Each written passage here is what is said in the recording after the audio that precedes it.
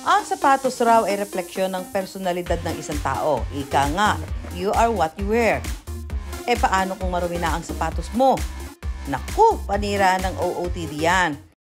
Kaya mag-asawang sina Bong at Suzette, ginawang hanap buhay ang paglilinis ng sapatos. Superb kaya ang kita?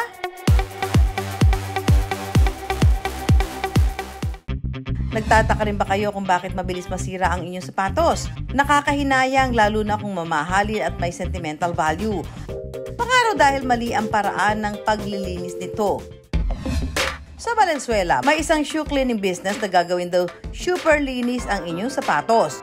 Ang negosyo namin ay basic shoe cleaning services. Ginagawa namin na paglinis ng sapatos, mag-restore ng mga minor, yung mga rig-glue, tsaka nagre-restore ng konti, unyellowing. Ang panganay na anak daw ni Bong at Suzette ang naging inspirasyon nila para sa maglilimang taon nilang negosyo. 2018, nung nag-start po yung anak namin, sumali sa isang contest po sa GMA. Hello po, ako po si Sams David Engero. Siyempre, pag sa TV po, kailangan malinis yung shoes. Ay, karamihan ng shoes niya is white, sneakers. Nasubukan kong ako naglinis. Binilad ko po, nanilaw po siya, tapos natanggal yung mga dikit. So, sabi ko, maghanap kami ng mapapalinisan. Nanghinayang po ako kasi 500 per pair. Sinabi ko po din sa kanya, then nagkaroon po siya ng idea. Sarap maglinis na aircon! Dahil wala akong hamon na inaatrasan, ngayong araw, susubukan ko rin maglinis ng sapatos. Hello! Ba't dala-dala niya? Saan pupunta? Hindi, kasi balita ko daw. Naglilinis ka daw ng sapatos, maglilinis ka mamaya. Tama, may pupuntahan kami, dadaling ko na to. Ang dumi na nga, saan manlupalop din na to. Naku syempre, alam mo naman kung saan tayo pinapadala. Nagalag ko si Shaira talaga eh. Brand new to pagbalik sa'yo, Shaira. Ay, naku, excited na ako. Sure ka na ba, Shaira, na sa akin mo ipalilinis ang sapatos mo? Ba, syempre sanay ako mag-brush ng labada eh. Pag mahirap labhan ng damit, ilalagay mo sa tabla. Magiging mukhang brand new kaya o baka naman hindi na maggamit ang sapatos mo, Shaira? Abangan! Pero bago ako sumabak sa linisan, magbibigay muna ng tips si Bong sa tamang paraan ng paglilinis ng sapatos. Tip number 1, huwag ibibilad sa araw ang sapatos. Yung heat ang nagpapatanggal ng gulo niya. Pag naiinitan ng sobra, so lumalambot yung pandikit, nag-aangat siya, lumalambot siya. Sa sobrang init din, yung sinag ng araw, nagpapadilaw ng sapatos. Tip number 2, huwag gumamit ng matatapang na sabon. Huwag niyong gamitan ng mga heavy detergent, especially may mga kasamang kulay. Huwag niyo pong gagamitan ng bleach kasi maapektuhan po yung mga kulay. Pinakamaganda na po yung tubig. Tapos kung gusto niyo lagyan ng konting detergent lang, konti lang para lang matanggal yung upper, yung nasa layer na dumi lang. Sa sapatos na kagaya nito, unang nililinis ang ilalim at gilid o undersole. Hindi namin binabasa yung loob niya. Ang tendency kasi noon, pag nabasa yung loob sa ganitong klase ng sapatos, matuyo man siya, pero possible na magkaroon ng amoy. Kaya ibang cleaner ang ginagamit sa loob. Sa paglilinis ng labas ng bahagi, gumagamit ng malambot na brush at banayad lang sa pagkuskus. Iwasan na rin po natin masyadong mabasa yung sapatos kapag 2 years old na siya. Ang tendency nung pag sinuot mo, maiiwan mo yung swelas mo. Pagkatapos ng basic laundry, sunod namang gagawin ang detailing. Papahira ng special chemical ang outer sole para matanggal ang mga dumi na hindi nakayanan sa laundry. Meron kami natawag na remover para dun sa mga hindi nakayanan ng kuskus lang. Sunod na lilinisin ang ibabaw na bahagi gamit ang special cleaner at kukuskusin gamit ang brush na may soft bristles. Para naman sa loob na bahagi ng sapatos, gumagamit sila ng steam cleaner. So, ang purpose po nito, unang-una ay medyo mawala yung amoy. Tapos, syempre, ma-deodorize din siya at ma-sanitize din po yung sapatos.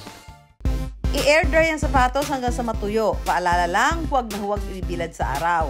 Kapag tuyo na, gagawin ng sole retouch o papahira ng puting chemical para magbalanse ang puti. At panghuli, lalagyan ng deodorizer.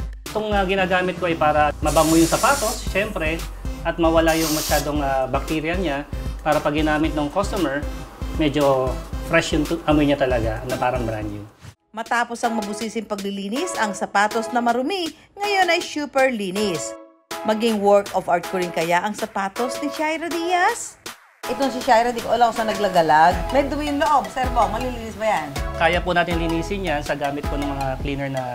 Iba-iba yung cleaner natin. Depende po sa timpla ng cleaner. Yan muna dito. Yan. Yung type po ng shoes niya, kasi leather po siya. Leather to. Opo. Pwede pong direktang cleaner na po ang gagamitin natin. Hindi na po natin ilalagay sa laundry. Ang dapat pala dito, parang ano ka lang, yung relax ka lang sa paglilinis. Parang naniniwala ka na malilinis mo Malinis. pa yung sapatos, di ba? So, ano ka lang, chill. Chill lang. Take your time, lalo na pag mainit ang panahon. Ganda na po. Tama rin po yung hawak niya para kayong professional. Siyempre, sanay ako mag-brush ng labada eh. Pag mahirap labhan ng damit, ilalagay mo sa tabla. Yan. So, makukompare na po kagad pareho. natin yung wala tsaka meron. Oh, yeah. Kita na, parang na siyang bago. Para ka lang palang naglalaba-laba eh. Yan. Ayan, ako si Masyaira. Napaka ano naman ang sapatos mo. Special. Kapag ito, di ko nakita sinuot mo sa unang hirit. Ako, ito talagang katakot-takot ang mansya ng sapatos mo, Shaira. Oh, ilang ulit pa yan. Tapos, Pasado na ba ako? yung paraan ng paglilinis, pasadong-pasado po. Yeah. Eto na, Shaira. O, di ba? Super linis. Pinaghirapan ko yan. So, ito na mga kapuso. Ibabalik na natin kay Shaira yung kanyang pagkadumi-duming sapatos. Mami Sue, grabe naman yung sobrang dumi. Lagalag kasi itong babaeng ito eh. What can you say? Uy, ang galing. Tinanggal namin pati yung dumi. Yung, di ba hindi ka nag-medyas? Just naman ako, Mami Sue. Kasi matagal na sa akin to. So, Talaga? yung taping pinagdaanan, maraming baha. Pero ayaw mo itapon kasi comfy talaga siya dahil comfy. may velcro pa. Oh. Uy, wow, Mami Sue, ang galing. galing. Ako naglinis kaya nito. Ay, thank you po. I love it. Thank you, Vera Paraan. Principal si Suzette habang music teacher naman si Bong. Nung simula ay pandagdag kita lang daw nila ang negosyo. Pero nang tumagal, unti-unti nilang nakita ang potensyal ng shoe cleaning business. Mahilig kami sa shoes din. Tapos at least di na kami nagpapalinis. Tapos ngayon, syempre, natutuwa kami dahil kumikita. Bukod po sa trabaho namin, nakakadagdag income din po sa amin. At nakakatulong po kami sa mga taong, katulad ng mga kabataan namin sa church, nabibigyan namin po sila ng sideline. Nagsimula lang sa bahay sa puhunang 5,000 pesos. Kumikita na sila ngayon ng Almost 90 to 100,000 in a month po. sulit na ang pagod sa dami ng sapatos na nililinis nila. Siguro po umaabot ng 200 na pairs po in a week. Ang laki ng naitulong niya. Nakakuha kami ng bahay, sasakyan, motor, tsaka siyempre yung mga ibang appliances or mga gadgets na kailangan ng aming mga anak, tsaka sa amin din, as savings. Malayo na ang narating ni Bong at Suzette nang dahil sa sapatos na dati ay pangarap lang nilang magkaroon. Basketball player kasi ako. Siyempre, ang isang basketball player, nangangarap talaga ng sapatos yan. Eh, hindi naman ako laki sa yaman, laki sa hirap. So, talagang gusto ko magkaroon ng sapatos. Ang grade 6 ata ako. Nag-ipon talaga ako para lang makabili ng isang sapatos na panlaro ko. After nun, hindi na rin ako nakabili kagad ng mga sapatos. Unang bili ko yata, nung sales lady po ako sa isang shoe, Tapos yun po, yung unang sahod ko, dun sa shoe shop na yun, bumili po ako ng rubber shoes. Hindi po ako nakakabili, kaya sabi ko pagka nag-aral ako at nakatapos, yung nararanasan ko sa pamilya namin, hindi ko ipaparanas sa mga anak ko kung anong gusto nilang sapatos o nakaya namang bilhin, bibili ko. Dahil sa negosyo, nabibili nila ang sapatos na gusto nila kahit pa nga may kamahalan. Ang pinakamahal na sapatos ni Bong, halos 30,000 pesos ang halaga, habang si Suzette ay marami na ring mamahalin at magagandang sapatos.